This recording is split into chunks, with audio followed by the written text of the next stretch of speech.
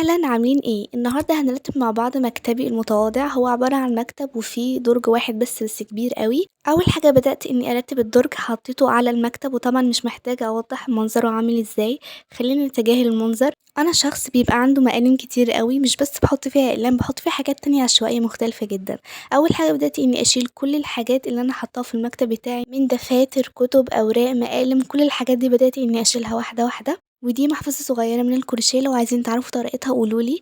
بعد كده بدأت اني اشيل كل المفارش اللي انا كنت حاطاها في الاول، وعارفه ان الدرج كان مليان تراب كتير قوي، فجبت منديل وبدأت اني امسح الدرج من الاتربه اللي كانت موجوده عليه.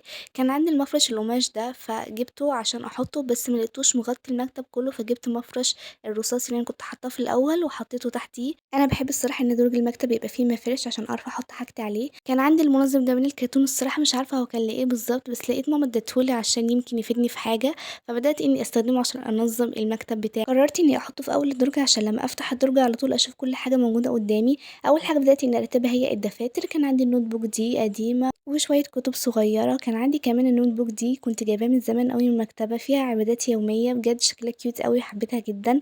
وشوية دوسيهات كمان، فالدوسيهات دي أنا بحتاجها ساعات. احط الدفاتر بتاعتي وكمان دفاتر الرسم القديمة بتاعتي، كنت رسمة الرسمة دي من زمان قوي، شكلها حلو قوي، انبهرت بنفسي الصراحة أول ما رسمتها. كل الكتب اللي عندي سكتشات الرسم، دفاتر بحطها في الدرج المكتب ده، اما كتب الدراسة مش بحطها في الدرج ده، بحطها تحت المكتب. كمان عندي النوت بوك دي اللي بيبقى فيها رسومات عشان نلونها، تحفة قوي، كل ما احس بالملل الون رسمة حطيتها كمان معاهم. وكل النوت بوكس الصغيرة بتاعتي بحطها هنا.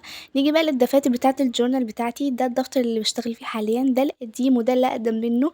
بجد كان فيه ذكريات حلوة قوي، جورنالز كتير قوي عملتها، واكيد طبعا مش هنسى علبة الالوان بتاعتي حطيتها هناك كده.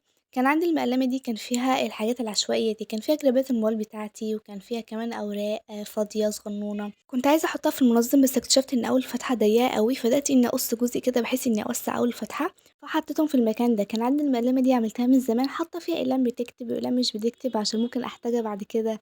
الموبايل بتاعي القديم، حاجات غريبة كده، كل ألوان الماركرز، فكل الحاجات دي كنت حطاها في المقلمة وحطيتها هناك في المنظم بعيد خالص. كمان علبة الألوان القديمة بتاعتي بحتاجها ساعات، حطيتها. مش هتشوفوا حاجات عشوائية أكتر من اللي هتشوفوها دلوقتي حرفيا. المقلم دي حاطة فيها أكلادور شفاف عشان ساعات بحتاجه في الدي اي وايز، حاطة في الجليترز بتاعتي، مشابك الورق، كل الحاجات دي حطاها في المقلمة دي، وحاجات تانية غريبة كتير، بس كل الحاجات دي أكيد أنا بحتاجها في الدي اي وايز بعد كده. المقلمة دي برضو كنت حاطة فيها أقلام، ماركرز، هايلايترز، سام برضو بحتاجها، حطيت المقلمة دي برضو هناك بعيد.